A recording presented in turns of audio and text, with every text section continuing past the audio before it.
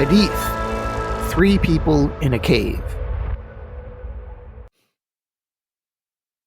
This hadith is from the Sahih Muslim collection number 2743a. 3 persons set out on a journey. They were overtaken by rain, and they had to find protection in a mountain cave, where at its mouth there fell a rock of that mountain, and thus blocked them all together. One of them said to the others, "Look to your good deeds that you performed for the sake of Allah, and then supplicate Allah, the Exalted, that He might rescue you from this trouble." One of them said, "Allah, I had my parents who were old, and my wife and my small children also. And I tended to the flock, and when I came back to them in the evening, I milked them," the sheep, the goats, and the cows and all that, "and first served that milk to my parents. Now one day I was obliged to go out to a distant place in search of fodder, and I could not come back before evening, and found them, his parents, asleep. So I milked the animals as I used to milk them, and brought milk to them, and stood by their heads, avoiding to disturb them from sleep, and I did not deem it advisable to serve milk to my children before serving them being my parents. My children wept near my feet, but I remained there in that very state, and my parents too, until it was the morning. And Allah, if thou art aware that I did this in order to seek thine pleasure, grant us riddance from this trouble." And the rock slipped a bit, that they could start to see the sky.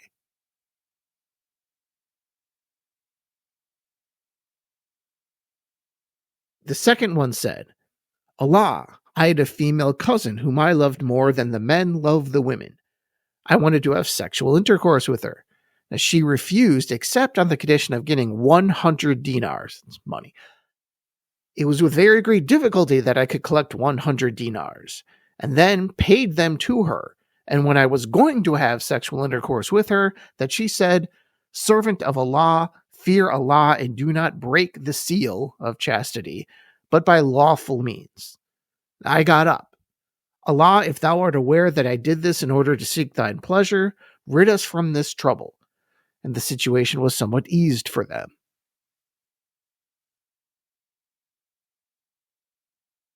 The third one said, "Allah, I employed a workman for a measure of rice.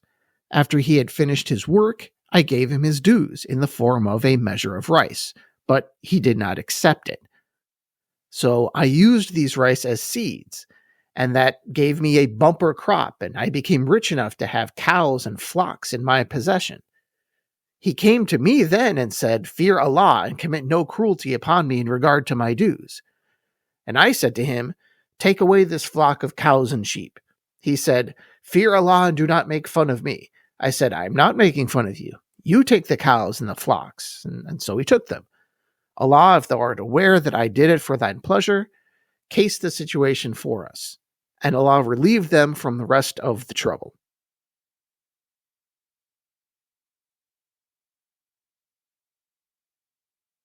Now, I didn't pick this particular hadith to make a theological point or to highlight some difference or similarities between Islam and Christianity. So why do this? Why did I choose this one? For cultural reasons. In that this really, really highlights some of the wildly different cultural concepts from Muhammad's time and place to my time and place.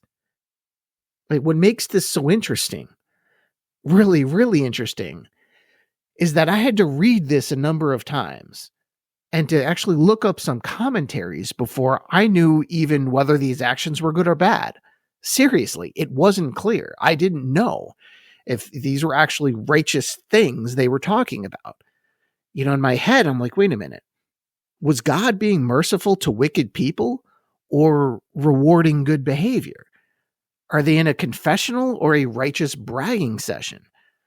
I honestly couldn't figure that out upon first read. Now, you may have. Congratulations if you did. But yeah, my mind just didn't go where it needed to go upon first reading this.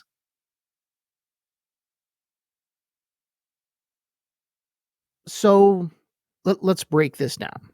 Let's think about this thing you just heard. whether it was clear or not. let's go back over it. I'll give you a short summation of these three and their actions. Now, they may not have been terribly clear. This isn't the clearest story in the world. So here's a summary, kind of in our own words. 3 people are stuck in a cave. They ask God to rescue them. And then, but in a cave, I guess there was some kind of collapse on a mountain. I guess it wasn't necessarily have to be a cave. Let's just say they're in some kind of tunnel and a rock fell in their way and they're trapped. So they ask God to rescue them. And then they try to tell of the noble things that they have done to convince God that they deserve to be rescued.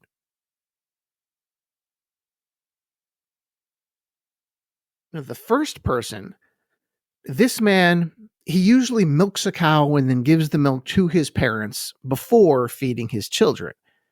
And he's so dedicated to this principle that because it was late, even though the children are crying, they're not just crying because they're whining or something. They're crying because they're hungry.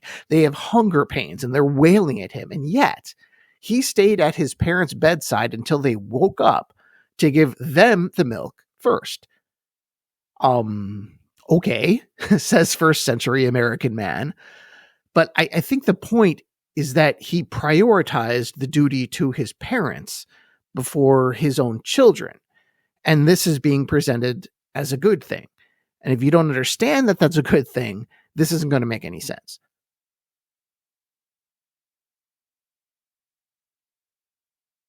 And then we have the second person. Now, age warning here. It's about to get a bit graphic. So if you got kids in the background for some reason, now's the time to either turn this off or shoo them away. All right. A man is very sexually attracted to his cousin. So he pays her a bunch of money to have sex with her. And she has the money already. He's given her the money. But when the time comes to actually do the deed, she asks him to think of God, and he does. And then decides he can't go through with it, and he lets her keep the money. Now remember, 21st century Western people, the problem here is not that he wanted to sleep with his cousin. It's that he was going about it the wrong way. In other words, not through marriage.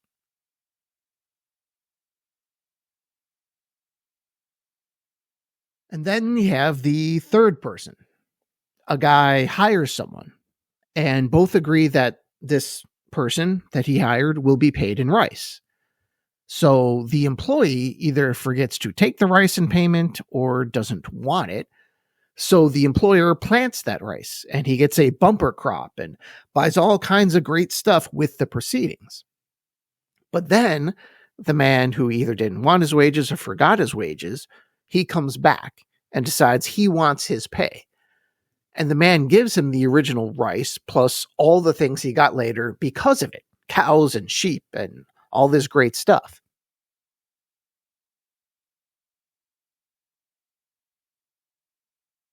Now, because of these 3 things, God eventually moves the stone and they're able to get out of the situation. But again, it's funny how cross-cultural stories just don't always work. Across time stories, too. I'm not sure this would be immediately clear even to the average man, even an Arab man in, say, the middle of Jordan in modern times. And that's why I had to do some research to find the theme here. It is not about God forgiving and rescuing flawed individuals for being honest about their sins. It's actually about people being rewarded for righteous deeds. These are 100% righteous, these things that they've done, it seems.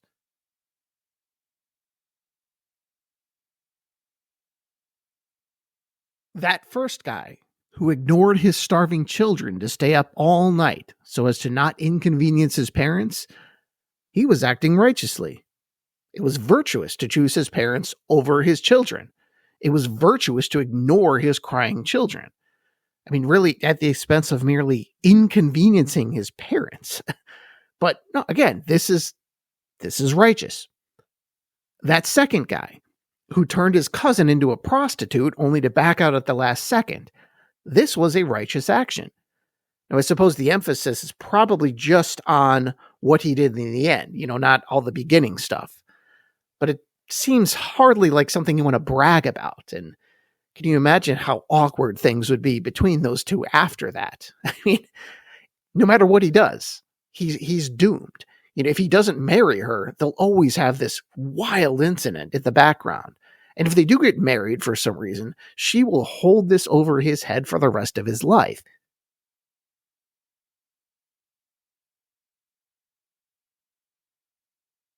And the third guy, that's a bit easier to translate to our culture. That's in any culture, that's an act of bold generosity, especially considering that the original employee would never have been able to create all that wealth from a lump of rice. And he didn't do any of the work either. But the employer acted as if he did, and would have been able to do all this.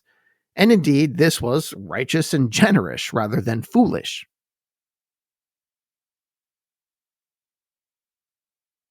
So, this is just something to keep in mind when importing cultural material, kind of from the outside. And quite honestly, if you're 1400 years in the future, even if you are a Muslim and an Arab, native speaker, and all that, you actually are importing cultural material from the outside. If you don't have the historical context and the original intent, the meaning of stories can be wildly misinterpreted. Just like this fascinating tale of three men who are apparently righteous men upon further examination. Thank you, and I'll talk to you next time. Inshallah.